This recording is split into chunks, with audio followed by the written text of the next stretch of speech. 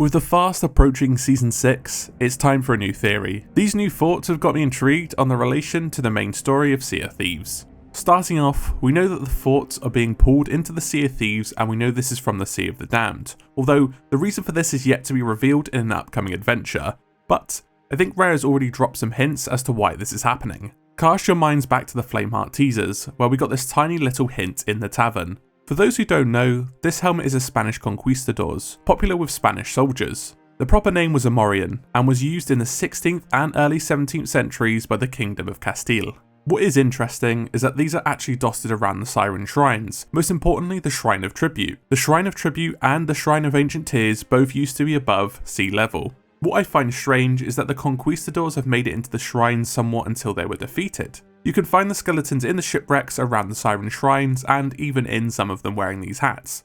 We know that the Spanish have made it into the Sea of Thieves, but they definitely weren't very successful, with the corpses making it as far as the inner sanctum of the shrines. This gives us a roundabout time frame into where we are on the timeline in Sea of Thieves. On top of this, Mike Chapman has said that we haven't even reached the golden age of piracy yet, which is in the early 1700s. Now, I'm unsure if this is the golden age in historical terms or in terms of the Sea of Thieves timeline, but we do know the in-game world is found in the real world. Well, sort of.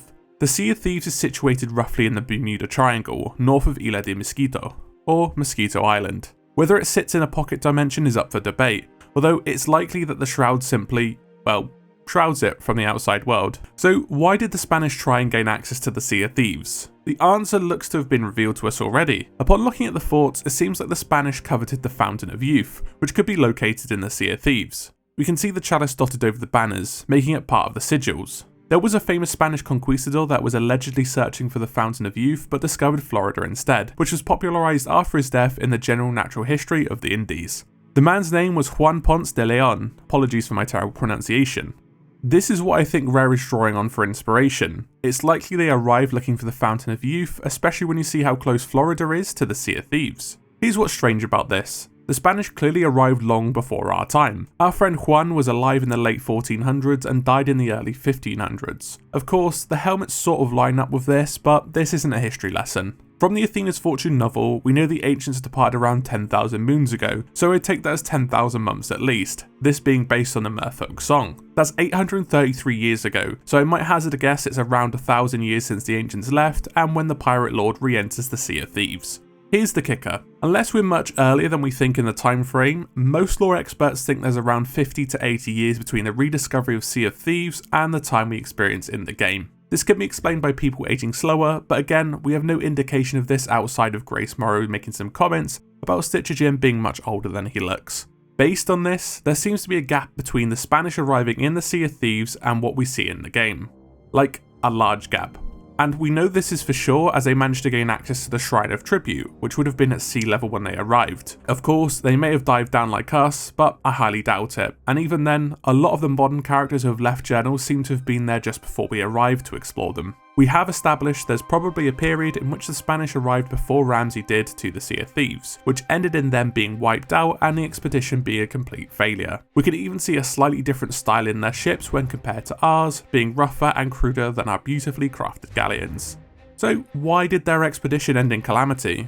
We possibly have an answer. In the Shrine of Flooded Embrace, we find Duke's fifth and final journal. It reads, "As I explored the shipwrecks and delved ever deeper, I came to realise that a huge battle must have taken place here. Ships crashed right through the shrine, which would surely have sent the Sirens into a fury. Each side must have sought to destroy the other. No sane captain would have sacrificed this many ships without a good cause. It would have taken two powerful captains to command such a battle. Who would have had such a commanding presence?"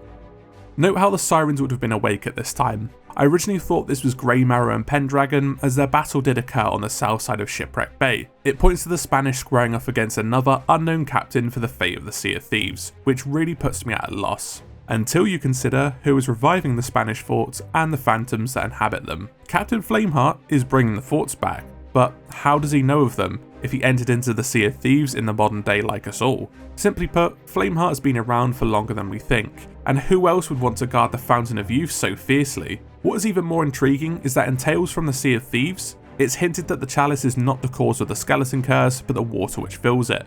Diving Bell writes, was it the water that changed them, or a curse on the cup itself? Perhaps we'll never know.